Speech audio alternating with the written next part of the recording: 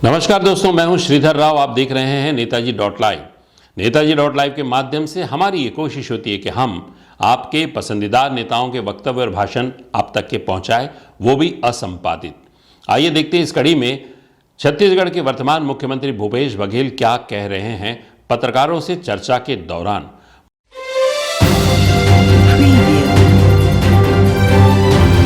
तो 3 दिन महासमुंद जिले के 3 विधानसभा भेंट मुलाकात कार्यक्रम समाप्त हो। कुल मिला के महासमुंद जिला भी पूरा हो गया है। तो अभी 50 से अधिक विधानसभा भेंट मुलाकात कार्यक्रम कंप्लीट हो गए और आगे भी अब कार्यक्रम होंगे। आप लोगों की तरफ से कोई सवाल? जो अभी AICC ने पिछले समय फैसला किया था, अभी भारत जोड़ो यात्रा है, उसी प्रकार से हाथ से हाथ जोड़ो यात्रा अभियान चालू किया जाएगा। उसकी तैयारी के संदर्भ में बैठक है और फिर अध्यक्ष की अनुमति से और दूसरे विषय भी ले जा सकेंगे। ठीक है। इतने साल हो गए राजभवन में रहते, राज्यपाल के रहते, बस्तर गई, सरगुजा गई, सब जगह घूम रहे हैं। क्या वहाँ पिछड़े वर्गों की स्थिति उस प्रकार से नहीं है? उसके जीवन स्तर में कौन सा बदलाव आ गया? वैसे भी ये एक फसली राज्य है, कोई दूसरा फसल तो होता नहीं, और इसलिए उसकी जीवन स्तर ऊपर उठाने के लिए हम 2500 रुपये में धान खरीदने का फैसला किया, ऋण माफ़ी करने का फैसला किया, चावल 35 किलो दे रहे हैं, बिजली बिल आधा दे रहे हैं। कि ये सारी चीज़ें हैं, वो बता रही है चीख के कि हाँ, कि दूसरे प्रदेशों की अपेक्षा इस प्रदेश की स्थिति अलग है। और इस बात को यदि राजभवन ना समझे तो मैं क्या कर सकता हूँ? अच्छी बात है, जाना चाहिए। संवैधानिक प्रमुख है, उसे मिलना ही चाहिए। लेकिन इस मुलाकात को कैसे देखते हैं? क्योंकि बार-बार क्योंकि ये राष्ट्रपति से तो मुलाकात होती है, राजनीति से मार्गदर्शन लेने को। अब मेरी बात नहीं हुई, किस विषय पे बात हो रही है? मुलाकात हुई, अच्छी बात है। जब सुप्रीम कोर्ट के जो गाइडलाइन है 50%, तो वो तो अब वो अनरिलेवेंट हो गया, अप्रासंगिक हो गया कि नहीं हो गया? जब उसको आपने EWS को 10% जैसे दिया तो 50% से एक्सीड हो गया, तो वो प्रासंगिक कहाँ रहा? 60% खुद कर लिया। भारत सरकार ने खुद 37% पिछड़े वर्गों को दिया है, तो राज्य सरकार यदि पिछड़े वर्ग 37% दे रहा है तो गलत क्या है? और भारत के संविधान में जो व्यवस्था है कि अनुसूचित जाति जनजाति की जितने जनसंख्या उसके प्रतिशत के अनुसार आरक्षण होगा, तो वही तो हम किए हैं। और भारत सरकार ने कहा कि EWS के लिए 10% तक हमारे यहाँ हमने हेड काउंट कराया, उसमें 3.5% आया, हमने 4% दिया है।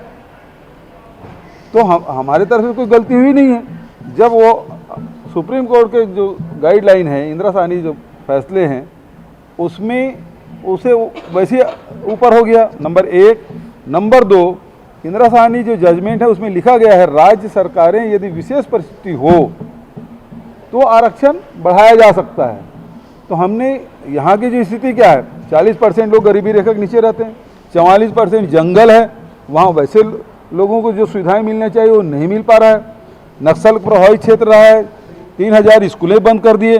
तो लगातार जो आम जनता को जो सुविधा मिलना चाहिए उसमें लगातार कटौतियाँ होती रही है विभिन्न कारणों से। तो अब राज्य सरकार यदि ये चाहती है इन कारणों से कि उनके जीवन स्तर ऊपर उठाया जाए और आरक्षण का लाभ मिले, तो उसमें गलत कहाँ है?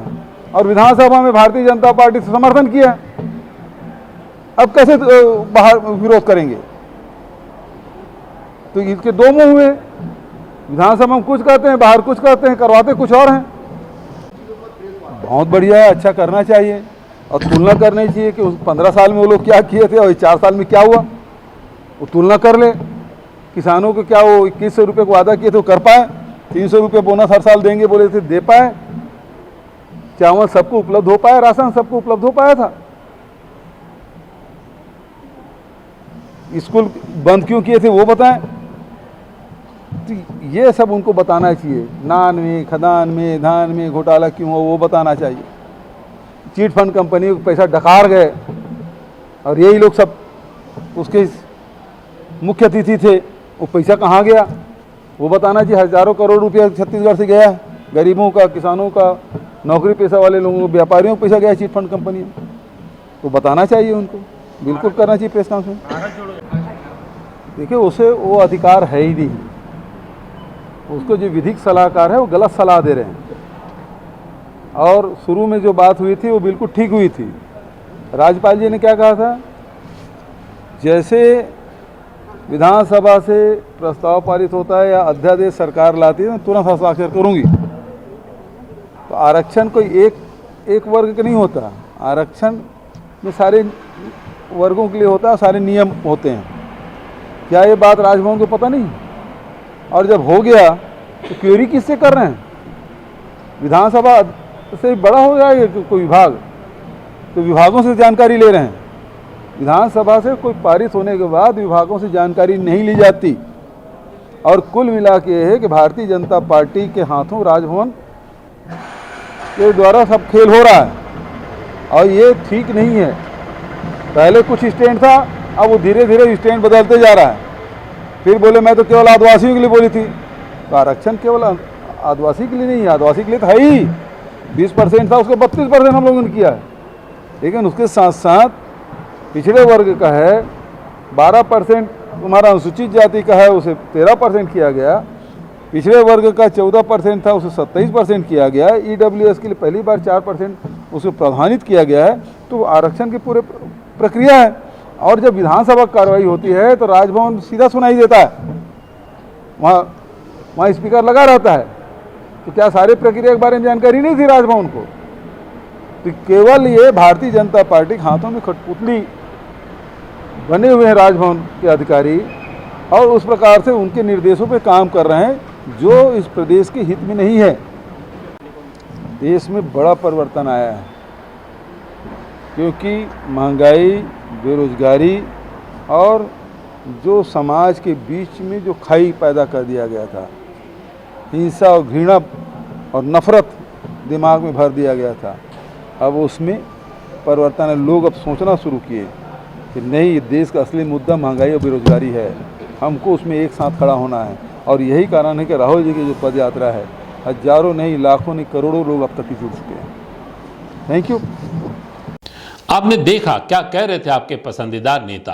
हमारी ये कोशिश होती है कि हम आपके नेताओं के दिए गए वक्तव्य भाषण आप तक इसलिए पहुंचाएं ताकि आप ये आंकलन कर सकिए कि वादा करने वाले नेता आखिर वादा निभाते हैं, आपके साथ सुख दुख में खड़े रहने वाले नेता आखिर क्या कह रहे हैं, और अगर कह भी रहे हैं तो क्या वे निभा पा रहे हैं, और अगर वे अपने वक्तव्यों के जरिए, अपने भाषण के जरिए आपको दिए गए वादे नहीं निभा रहे हैं तो आपको क्या करना है आगामी चुनाव में, आने वाले चुनाव में अपने मतदान के जरिए, अपने मताधिकार के जरिए, ये आपके विवेक पर है। हमारे इस चैनल में बने रहने के लिए हमारे इस चैनल को लाइक करें, शेयर करें, सब्सक्राइब करें। नमस्कार।